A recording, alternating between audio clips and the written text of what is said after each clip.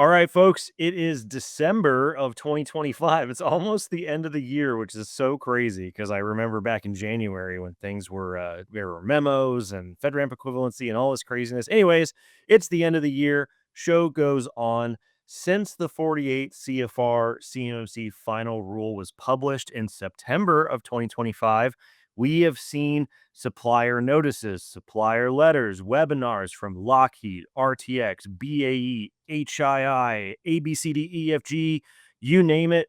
All the primes are putting out supplier notices telling people that CMMC is here and it is now officially a real problem. Most recently, Northrop Grumman published a supplier announcement titled CMMC 2.0 is final. Are you ready? The bottom line, ain't nobody getting a waiver for CMMC. And this week, we're going to talk about why. It's, very heartening to see now that somebody needs to take leadership. The people that are kinda in charge of all the contracts are stepping up and saying, "Hey, are you aware of this thing?" Taking some sort of leadership. What's going on with your CMMC progress? I just don't know if the people that they're taking leadership over are prepared for what's coming, to them. Yeah. Generally, anecdotally, it seems like most of the did is not ready, but I think that we have definitely seen a big uptick in inquiries around CMMC thanks to the prime's letters more than any of the rulemaking milestones.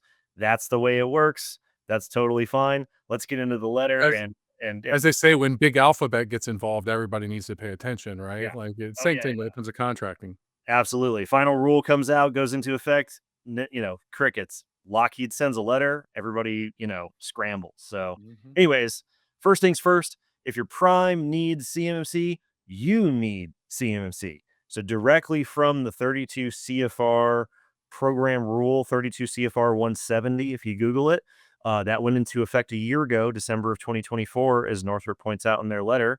Specifically, Section 170.23A3, application to subcontractors. If a subcontractor will process, store, or transmit CUI in performance of the subcontract, and the associated prime contract has a requirement for a CMMC status of level 2 C3 PAO, which means you had to go out and hire a third party to conduct your assessment, then the status of CMMC level 2 C3 PAO is the minimum requirement for the subcontractor. So, the easiest way to answer the question of whether you will need CMMC level 2 C3 PAO status and whether you will have to go out and hire a third party to conduct your assessment is if your prime customer requires CMMC level 2 C3 PAO status. And if your prime customer is Lockheed, BAE, HII, Northrop, ABCDEFG, the answer is yes, they will need CMMC level 2 C3 PAO because they are certainly going to handle at least once some level of CUI that requires that level of assurance. That's kind of the end of the story for that one. Yeah, there's been absolutely no way to dodge it. It just seems that even if you are on one contract in which maybe you get this glimmer of hope where you're not gonna need the C3PAO, every other contract that you're on, the likelihood is that small minuscule, probability that's not gonna happen. Yeah, absolutely. So moving on through the announcement, your prime can't waive your CMC requirement. So if they require it, you require it. If you require it, they can't waive it. So from the Northrop letter, neither contracting officers nor prime contractors may waive or deviate from the CMMC cybersecurity control and assessment requirements directly from the 32 CFR program rule that's been in effect for a year now. Section 170.5 policy. In very limited circumstances and in accordance with all applicable policies, procedures, and requirements, a service acquisition executive or component acquisition executive in the DoD may elect to waive inclusion of CMC program requirements in a solicitation or contract. In such cases, contractors and subcontractors will remain obligated to comply with all applicable cybersecurity and information security requirements. They're talking about FAR Clause 52.204.21 and DFARS Clause 252.204 7012 and 7020. We recently wrapped up our Back to Basics series where we walk through the text of all of those clauses. If somehow there is a waiver for CMMC, you still have the obligations under those FAR and DFARS clauses to implement cybersecurity. So don't make the common mistake of conflating the CMMC assessment program with the requirements that are still in your contract. There's nothing to really be said about this, Jacob. It is just carrying out what has to be done as per the rules, and it's a prime contractor who we've said multiple times the DoD doesn't have any necessarily grip on exactly how they're going to patrol their supply chain, and this is them telling you that we're carrying out the letter of the law to the exact letter, right?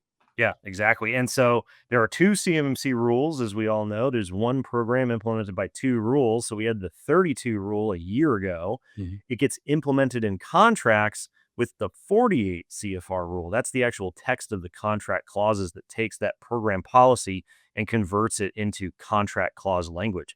That just went into effect in November 10th of 2010. And so they describe the waiver process. They say, first of all, that's the 32 rule, and that was a year ago. But in the preamble to that 48 CFR rule, they say waivers are at the discretion of the program office or requiring activity, and they are determined prior to, which we're going to talk about later, prior to the contracting officer's involvement in the procurement.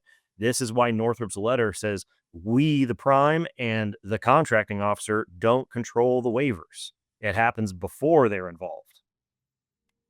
Yeah, I mean, so basically, this is them telling their supply chain, "Hey, I know that you may think that this may not apply to you, or you don't want this to apply to you, but we don't control whether it applies to you or not." It's being told to us from Right. above that we have to carry this out, right? If it applies to them, it applies to you. And if it applies to them and it applies to you, they can't waive it for you. So it applies to you. And so this is kinda more like, "Hey, don't come at us, like, we're just doing what we're told to do," right? They're just following orders, if you Yeah. will. So so moving on, another reminder about waivers, they are for entire contracts, not for individual contractors. So I've been memeing it up on LinkedIn this week talking about this Northrop letter, and somebody asked the question. They said, "Well, okay, it's a pre-solicitation process and you got to request a waiver. How many organizations do you think are going to get waivers?" And I'm like, "No, you don't understand. Organizations don't get waivers. The entire contract is waived of the requirements." So from a memo that was released in January of 2025, which we've done previous episodes on, we'll link it below. This was after the 32 CFR program rule came out. A bunch of the undersecretaries of defense took that guidance, wrote a memo to the acquisition workforce, and part of that memo is called Implementing the CMMC Program Process for Waiving CMMC Assessment Requirements. And in that memo, it says program managers or requiring activities may request service acquisition executive or component acquisition executive approval to waive CMMC assessment requirements. That's what the rule says. All CMMC waiver requests must be coordinated through the component's chief information officer prior to this service or component acquisition executive approval. The waivers may be requested and approved for an individual procurement or an entire class of procurements. The waivers will only impact whether CMMC assessments will be included in solicitation documents, not the actual DFARS and FAR cybersecurity requirements that are in there. So there's a whole like maze of bureaucracy that has to happen before the solicitation ever goes out. So the program office has to coordinate with their service CIO, which Mhm. reports to the DoD CIO. And as we know, the DoD CIO is what runs the CMMC program. So they're probably not super eager to waive the requirements. If you get past that hurdle, then it goes up to a service or component acquisition executive who makes a decision. Am I going to remove the CMMC assessment requirement for every contractor and subcontractor underneath this contract? So you're telling me if the waiver were to be granted to the entirety of a contract, it would have to go through 2 layers of somebody deciding At that least. this doesn't have to be there, at At least. least. Yeah, at least. And remember, this is, you know who's not included in that chain of events? Northrop, which is why their letter says we don't grant the waivers. That's a process that happens before we ever touch this. So And then from what you know, like those 2 people that would have to say, "Hey, let's remove this," those would be the same 2 people that would make the decision whether to include it, right? Like, right. yeah, so, like, they may have already come to the decision that we wanna include this, and then somebody says, "Hey, can you double check this?" And they're like, "No, we already reviewed it," right? Yeah, like we talked about in our 48 CFR CMC rule webinar, the contracting officer just fills in the blank of the Mhm. contract clause that says you require X, Y, Z CMMC level. They're told by the program office what that level is going to be. They don't decide what the level. So the program office has to say it needs a waiver. They got to go to the component CIO that needs a waiver. They're almost certainly going to ask the DoD CIO. Then it has to go to a component or a service level acquisition executive. As we have talked to many former contracting officers on this podcast and at various conferences like CS2 in the past, it's not something that contracting officers and program managers are eager to do. They're not eager to go knock on the door of the big boss and say, I need an exception. I don't think it sounds like something that regularly happens either. No. Uh, you're not getting a waiver, right? So in this memo, they go on to say CMMC level 1, no waivers. CMMC level 2 self-assessment. A lot of people are breathing a sigh of relief at the idea that they might get a self-assessment. First of all, those will be less and less common as time goes on, but there's also no waivers for CMMC level 2 self-assessment, which is very interesting. You might be able to get a waiver for CMMC level 2 C3 PAO assessments, but as the memo says, these will, quote, be rare. They are not for cleared defense contractors, and approved waivers on a class basis, so for an entire class of procurements, must include a planned expiration date. So these are temporary, and guidance for requiring CMMC certification in subsequent solicitations. So it's only the first round of awards that goes out. In all such cases, as the memo says, the solicitation must include a requirement to submit alternate protection plans for securing FCI and CUI. And the alternate protection plans must be evaluated as part of the selection process. This is exactly like POAMs, right? This is exactly like plans of action milestones. They do technically exist in CMMC, but not really. Waivers do technically exist, but you're not getting one. Is there a case where, a waiver would come, like, post solicitation, like stringent circumstances? Yeah, so we'd have to wait and see if this happens. So if they make the decision that there's a requirement and it goes out in the solicitation, and then it does turn out that there aren't enough companies who can meet that requirement, then they have to reissue the solicitation with that requirement waived. We haven't seen that happen yet. I'm sure it's going to happen at least once. But yeah, that could happen afterwards. But the inclusion of the requirements in the solicitation is an evaluation of risk on the DoD's part. Correct. What if, the evaluation of the risk of that solicitation, which they say we need to retract those requirements from, is outside the appetite of the DoD? Then they don't retract the requirement and it stays in the solicitation. It's a condition of contract award. And just there's just not enough people to meet it, it's just whoever gets to meet it, or Well, this is the thing, is the number of people who you need to qualify to bid on the contract is a pretty small number, right? They don't Mhm. need 900 companies to submit bids. They need like 9 companies to have a minimum number of bids to review to pick who to award to. So you don't need that many companies to compete for a solicitation for the DoD to say we have enough companies to compete for the solicitation. So, for the sake of inclusion or for the sake of breaking down barriers or walls of inclusion into the contracting base, you're saying that the DoD is not going to adjust their risk appetite. Well, this is the thing, is when we talk about DoD's risk appetite, what ends up happening is people talk about the DoD as if it's one giant entity, right? Mhm, Risk appetites are going to be different from program manager to program manager, component to component, activity to activity, mhm. service to service, program to program. It's gonna vary widely. We've heard, and for the subcontractors listening, this is going to vary from prime to prime, purchaser to purchaser, right?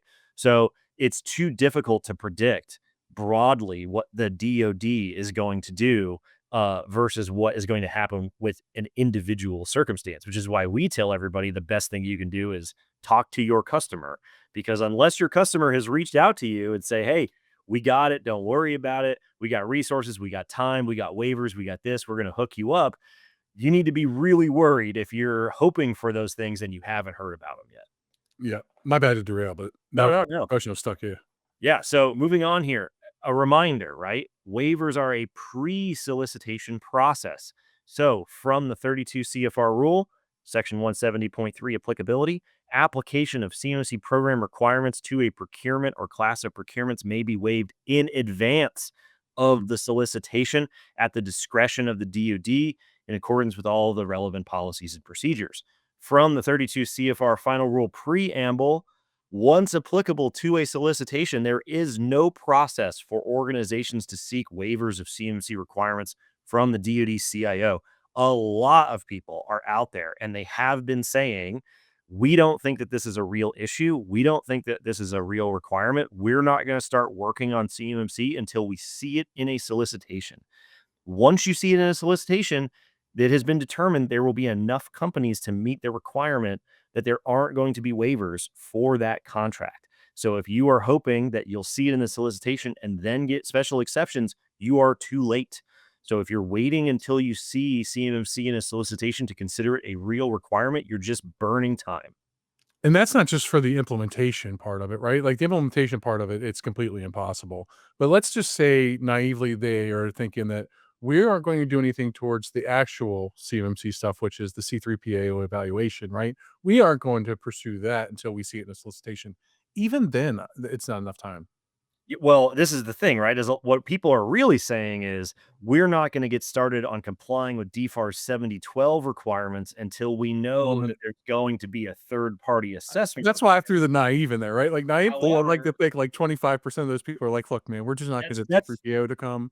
that's what they're really saying. However, like the memo and the rules say, even if there is a waiver for a CMC assessment requirement, DFAR 7012 still applies to you, right? So waiting to see if the third party assessment requirement is going to be there to get started on the thing that they are verifying is honestly the reason why CMC is a program in the first place. And as we just talked about last week on the show, that 7012 requirement still exists, and DIPCAC will come knocking for whenever, no You got matter what you DIPCAC think you're gonna issues, get, you got right? DOJ issues, you got all kinds of other issues to worry about. Absolutely. All right. So just wrapping up here, all of this is a condition of contract award. So from Northrop's letter, contracting officers may not award contracts to non-compliant contractors, and prime contractors may not award purchase orders to non-compliant subcontractors.